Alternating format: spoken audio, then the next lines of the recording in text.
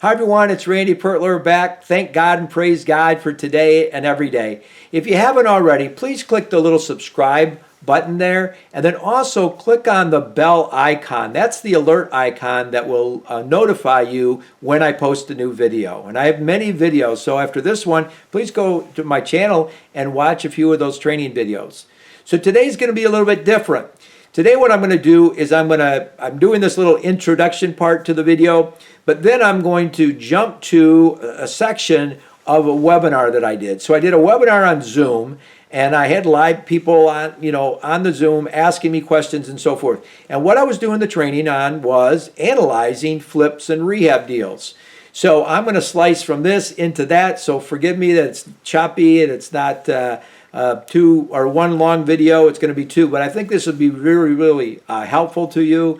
And if you want to be trained by the same people I was trained by, please contact me, Randy Pertler at onlineowners.com, or call me 815-557-4458, and I'll get you hooked up to that program. As I tell people all the time, if you want to be a real estate investor, you're going to pay for your education and training, whether you know it or not. You're either going to pay it in a planned curriculum like I did, or you're going to pay it by making mistakes that are going to cost you money, whether that's money out of pocket that you lose, or you didn't make as much money as you should have on a particular flip or other real estate deal. So please enjoy the video.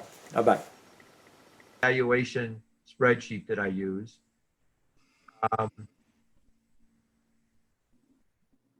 This is nothing more than Excel. We actually have a software program that is very extensive and involved, but I'm going to just show you a really quick, I hate to use the word down and dirty, but I guess that's the best way to describe it. Easy way that I evaluate properties in just like 10 minutes, just to see if they're worth anything more of my time and attention than 10 minutes, right?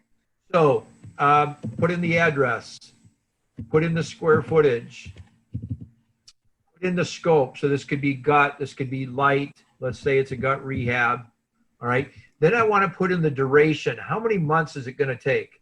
Now, again, if you're new, it's going to take a little while to know this, but you've got to know if you're going to do a gut rehab or extensive rehab, if it's going to require permits. And if you are, what municipality that's in. In other words, if it's in the city of Chicago, I'll just tell you the time frame. I used to do them much quicker, but now between my architect and getting the permits approved, it's taking me about a month, almost a month, to get an approved architectural plan submitted to the city of Chicago for their for the permit. And you say, well, how could it take a month? Well, I walk through it. I get my ideas. I give it to my architect. My architect walks through it. Sometimes you'll say, okay, well, you can't take out that wall, Randy, unless you do this, put this beam in, do that, or whatever. And it's not me, it's the architect. And I've used a couple of them, and they're all busy. And the turnaround, like I'll have a suggestion or we'll need to make a change. And so really, by the time you walk in there, maybe a month is a little long, but I'm telling you, it would be 3 weeks at least to get that architectural plan submitted for permits. The city of Chicago is taking 60 to 90 days. The last couple of them, I think I've had a couple that were 80 days to approve the permit. Once you get the permit, now the rehab has to start, right? After the rehab starts, you got to finish the rehab, then you got to put it on the market, you got to get an offer, and you got to close. So in the city of Chicago, if it's a gut rehab, the minimum I put down there is 9 months. So I'm going to go ahead and put 9 months just for the sake of argument here. Now, again, you'll have to see the annual taxes. Now, here's the thing you got to think about. Sometimes you'll be buying a house that's occupied. If you're buying a house that's occupied, and if it's the homeowner and not a renter, there's a very good chance, and you have to check on the county website, there's a very good chance that that has a homeowner's exemption on it. It also might have a senior citizen exemption. It also might have a senior freeze.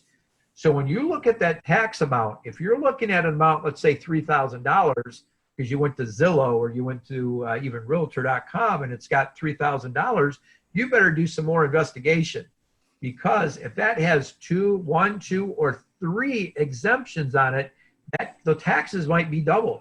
It could be as much as $6,000 once you buy that house.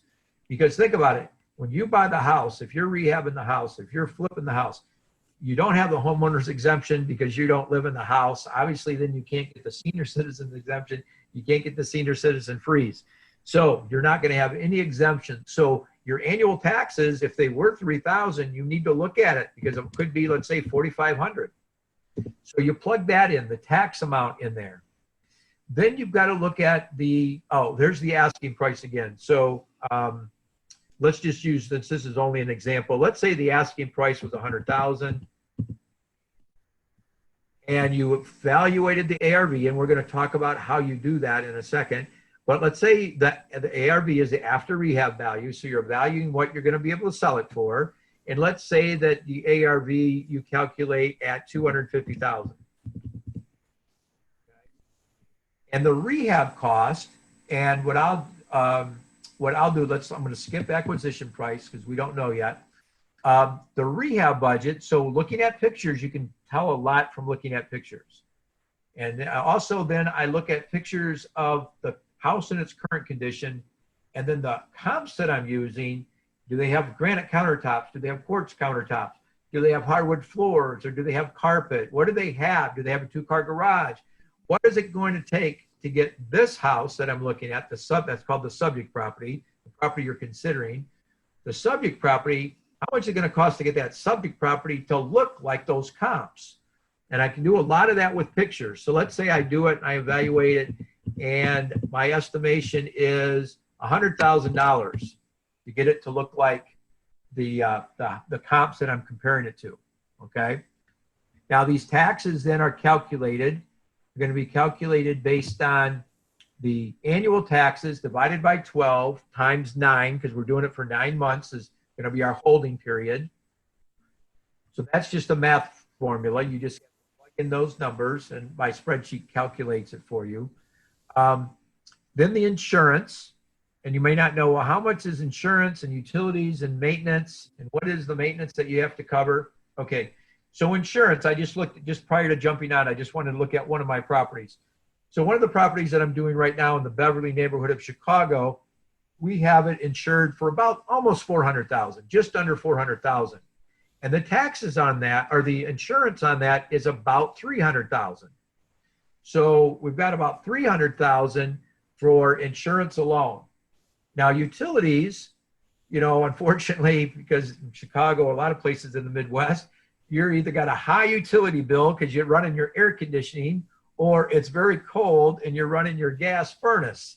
And either way, I calculate about $300 a month for that. You might say, man, that's not right, because, you know, I live in a house and I don't pay that much a month. Well, remember this, if it's a complete rehab, your contractors are going to have the heat blasting and the door's going to be open and they're going to be walking in and out. And I don't know how many times I've gone to projects and say, what's the heat doing on? You guys, you got the door open.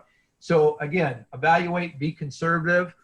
And then maintenance in the summer is cutting the grass. And, you know, it's amazing when we get rain, you got to cut that every single week and it adds up. Sometimes you can negotiate that in the contractor. So sometimes I have my GCs take care of that if they're doing the rehab.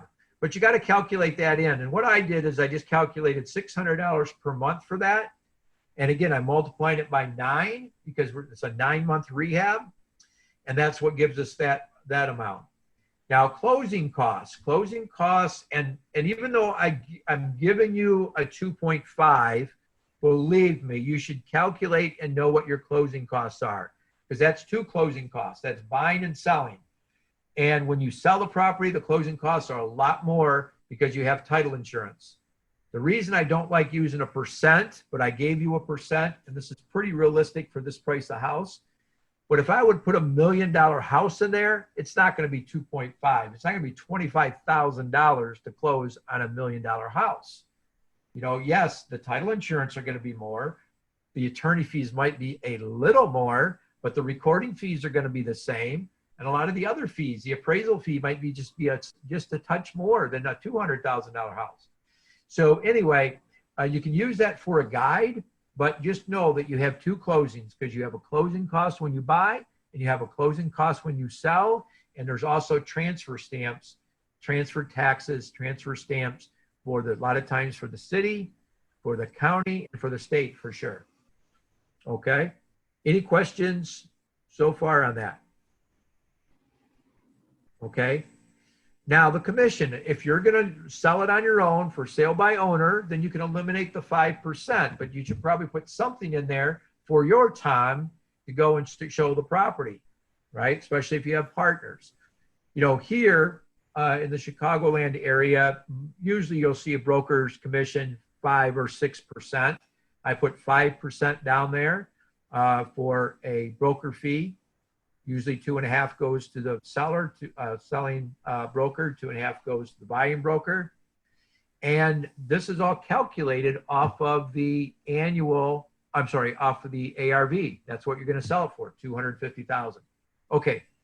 Now I'm going down here. So if we got the house for free, it's showing a profit of $122,000. Great. Hallelujah. We'll do it if they're going to give us this house, right? This imaginary house. And by the way, that calculates to 111% ROI, return on investment. The reason it says project ROI is because it's looking at the total amount of money that we're going to make, 122,000, divided by the total amount of money that we have in the project. So someone come off mute, someone with some guts here, come off mute. Tell me what is going to be the money we're going to have to put into this. Look at the numbers I have in here. You can either give me the dollar amount or what it represents. What is going to be part of our base of this expense? How much money do we have to come up with to make this deal work? It depends on your leverage. Let's assume we're assuming all cash, because when you figure out return on investment, we want to figure it out first as a project. I want to do it first as a project, just as if it was all cash, because your leverage is going to totally change things 100%. But I'm saying, of those dollar amounts up there, what are costs that you need to incur before you close on the house, on this project, before you sell it? The purchase price and the rehab budget, and then all the holding costs. All right. So, what about the sales commission? The sales commission, or I calculate that as part of the holding cost of the actual property. Like, if you want to separate it out, you can separate it out. But you have to come up with that money. It's not initially, because it's taken out of it's the sale. So it's the first closing, it's the holding cost, it's the rehab budget, and the acquisition price. Yeah, we have never, ever had to pay a commission when we buy a property. Now, we do have a commission, but that's already built into the price. The listing, the owner pays the commission, okay? Pays it from, the money we're paying for it. But if you're buying a house for $200,000, you don't have to add in the real estate commission fee when you're buying a property. So my point is that sales commission is only paid when you're selling the property, and it comes out of the sales proceeds. So I do not calculate that as a holding cost. I do not calculate that as money that's my base of sale or my cost going in. So when I figure out the ROI, that's the one that's the only one up there that I'm not calculating in. You could even make the argument that, here in Illinois, the taxes are due. At 6 months, every 6 months. Okay. So, and we pay them in arrears. So you could actually make the case that you don't even have to come up with the taxes based on how long the rehab is going to take. And if you wanted to float that, but I think conservatively, you want to include the taxes in there as part of your costs. So when I take the total amount that we have into the project as a denominator on the bottom, all right? So I'm taking our total profit divided by our total cost. It's $111,000 for 9 months. To get the annualized ROI, looking at it based on an annual basis, we take that 111,000, the cell up there, I don't know if you can see it, probably too small for you to see, but that cell tells you that we're taking that profit percent, that ROI percentage, dividing it by 9, because we are doing it in 9 months. So that's our monthly ROI. And then we're multiplying it by 12. And the reason I always calculate an annualized ROI is because in my business model, almost all my rehabs are funded through my equity partners. And I want to make sure my equity partners are getting at least 15% of their money annualized. So now that you've got those numbers in here, let me go up here and let's do this. Acquisition price. So what can I pay for this house? That's what I want to know. My maximum price that I can pay for this house and still have the numbers work. All right. Now, my minimum amount of annualized ROI is 30%. Remember when I show you my business model and it said that on my equity partnership model, they get 50% of the profit and I get 50% of the profit. Well, if I want to give them a 15% return on their money and I want to make 15% on their money, that means I have to come up with a 30% annualized return on their money. That's why this annualized ROI number needs to be 30% or higher. So let's see what we can offer. Remember in this example, the asking price was 100,000. So let me just throw out, can I offer 100,000? Let's just see if I can offer the asking price. No, I can't buy it for the asking price and make my numbers because the annualized ROI is only 14%. Could I offer $75,000? Yes, I can offer $75,000 and that exceeds my minimum profit that I have to make on this deal for me and my partners. Now let's bump it up a little bit. Let's go to 80. 80,000 is exactly at 30%. So when I'm negotiating or looking to buy a house and someone brings me a house and I analyze the numbers. Now, keep in mind right now, I'm just estimating the rehab and I'm estimating the throwing out a number there. I mean, I need to calculate. So it's easy to use the spreadsheet. The experience comes in, the knowledge comes in, the expertise comes in when you actually know what that number is. What is that ROI? What is that rehab budget? Those are the two numbers that you need to have. The other one's basically just math. You know, it's a little bit of an estimation of how long it's going to take you and sell. I'll give you that. But everything else is just math. But those are the numbers that you need to be able to identify and to become very good at. So in this house, think about this. We have a $100,000 house. They're asking $100,000 for it, I should say. I know my bottom or my highest price that I can buy it for is $80,000. Okay. Now, when I ask you this, what would you offer on this house? We've had this conversation, haven't we, Reggie? Yes, 70,000. 70,000 is Reggie's answer. Reggie, explain why you say 70,000. Because I want to know what the seller's counter. You know, I'm like that. We've done our homework just now, and I want to say 70,000 because I'm looking for a counter, and I'm going low because I would like something around 80,000. Yep. So thank you, Reggie. Thanks for sharing that. That's exactly what Reggie and I talked about. Reggie's on our team, and so him and I have conversations about this. So here's my philosophy. Some people would offer 50,000. Here I think it's the mistake. If you're shooting out a lot of offers like I do, here's the mistake. If you shoot out 50,000, they may not even counter. You are so far off of their radar, you are risking that they won't even respond. Number one, they may not even respond other than a no. And there's a very good chance they're not going to counteroffer. I know if I was selling a property, because I've had this happen before, where they've offered me like 50% of what I'm asking. I've just responded, I'm sorry, I'm not interested. And they said, well, what would you offer? I said, we're too far away. We're too far away for me even to explore the possibility of working this out, okay? I don't think they're bargaining in good faith, right? So Reggie, as he said, we did the homework. We know 80 will work. Listen, I'm not greedy. I'll do these deals all day long where I'm making 30% annualized ROI for me and my partners all day long. If we can get it at 70, I mean, and here's the thing, I would not offer the exact amount 70. Here's a little tip here. All right. Here's what I do. If I wanted to offer 70 or 65 is what I was going to offer. If I wanted to offer, let's say 70, I would offer $71,500. Mm.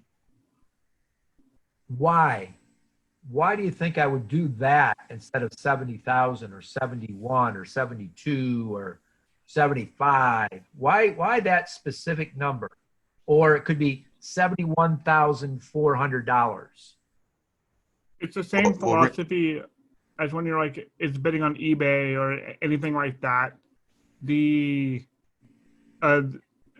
numbers that the human brain is naturally trends towards. So if you break off slightly above that, you are more likely to be high enough above other potential offers of the same type to get the win the bid, so to speak. I'm not disagreeing with your logic, Michael, but that's not why I do it. Here's why I do it.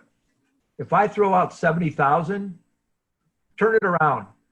If I'm selling that house and someone threw me out an offer at 70,000, I'm like, what did they just came up with that number out of the air?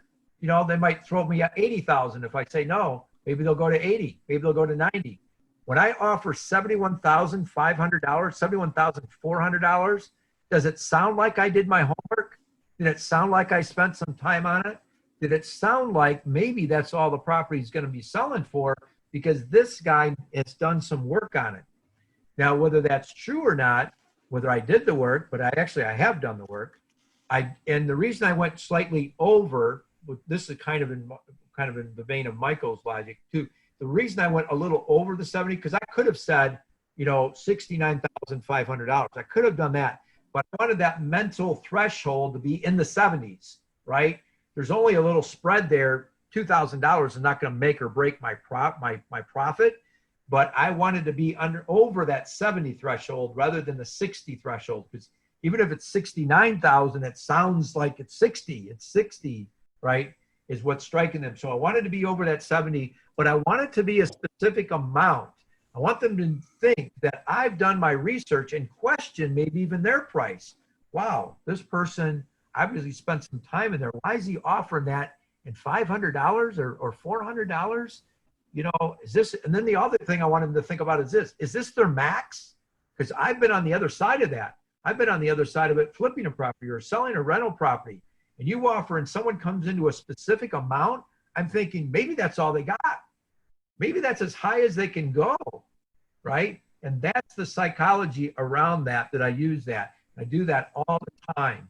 And believe me, when someone makes me an offer, some round number, I'm like, they got more.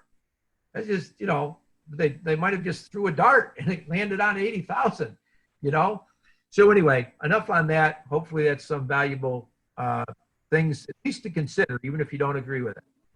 Okay, the other thing in the spreadsheet, not only the 30,000, you can see this right at the bottom. I also have a minimum of $30,000 net profit.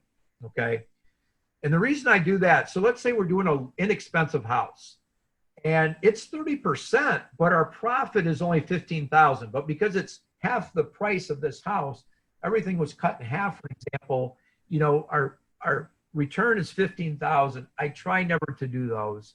And here's my logic.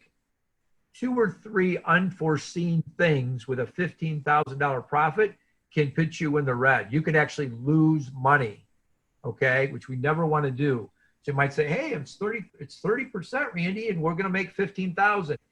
If we're wrong about the roof and the roof needs to be replaced, that could be $7,000, all right? If we're wrong about the AC and HVAC, if we get in there and actually they're not working like we thought, that could be it. If we got water, all of a sudden we got rain and we got water, we weren't going to do a drain tile, and now we got to do drain tile. Those 3 situations just made from a profitable deal to losing money. So that's just me. And you guys could, come up with your own. If you're interested in flipping properties, you need to come up with your own criteria. This just happens to be mine, and I've used it for quite a while.